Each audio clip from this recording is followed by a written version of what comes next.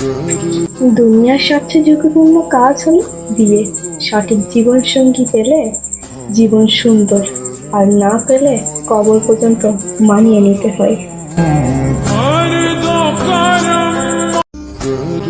নিচের দিকে তাকালে দেখি আমি আর আমি ভেঙে চুরমার হয়ে গেছি।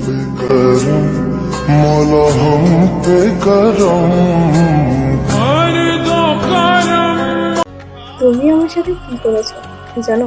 শুনবে না? একটু থামো, আমি বলি কি করেছো তুমি। আমাকে শুধু ঠকাওনি, তুমি আমার সমস্ত বিশ্বাসকে ভেঙে টুকরো টুকরো করে ফেলেছো। তুমি এমন ভাবে ভালোবাসার অভিনয় করেছিলে যেন এই সম্পর্কটা ছিল চিরন্তন, অথচ তুমি খুব ভালো করেই জানতে এই সম্পর্কটা ছিল শুধু তোমার অভিনয়। আর আমি সেই মিথ্যাটাকে সত্যি ভেবে ভালোবেসে ফেলেছিলাম আর নিজের স্বপ্ন দিয়ে।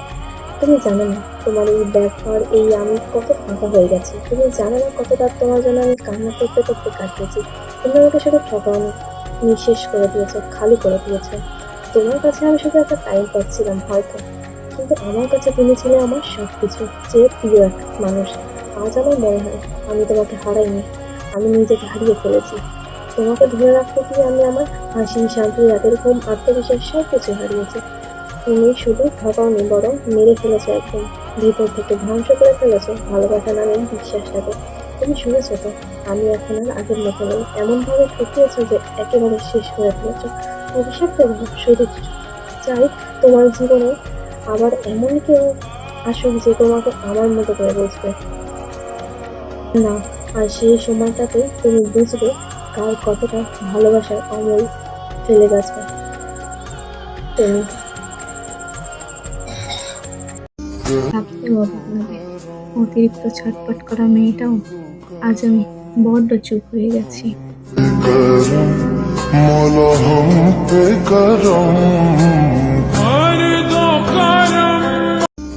কথা রাখতে না পারলে কথা দিও না, এতে কথার সাথে আত্মারও মৃত্যু হয়, যা তুমি টেরও পাবে না। তুমি ভালোবাসবে বলে ভালোবাসলে না, আমি তোমাকে ভুলে যাবো বলেও এখনো ভুলে উঠতে পারলাম না।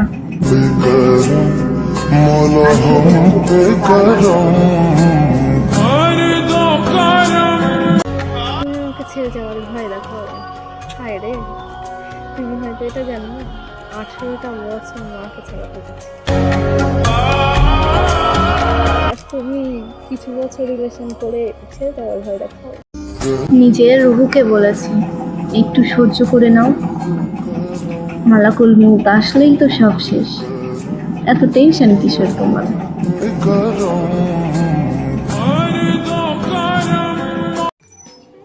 তুমি যাকে কষ্ট দাও তার একমাত্র উদ্দেশ্য ছিল তোমাকে খুশি দেখা।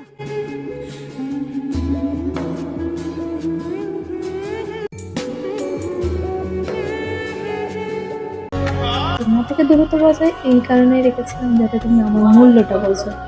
আফসোস, তোমাকে মূল্য বোঝাতে গিয়ে তুমি অন্য নারীর কাছে চলে গেলে। সবাই ঠকালেও তুমি আমাকে ঠকাবে না, অন্তত এইটুকু বিশ্বাস তোমার প্রতি আমার ছিল। আর তুমি তুমি সেই বিশ্বাসটা নিয়ে খেলা করলে খুব সহজেই, তাই না? হারিয়ে গেলেও কোনো সমস্যা নেই, কারণ আমাকে খোঁজার মতো কেউ নেই।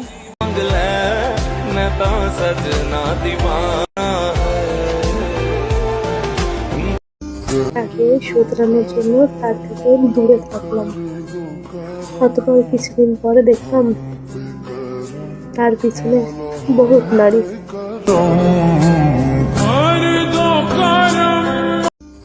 কিছু অন্তরে গেঁথে রেখে দিয়েছি, কে কি বললো, কে কি বলেছিল, আমি না কিছুই বলিনি, জানো তো।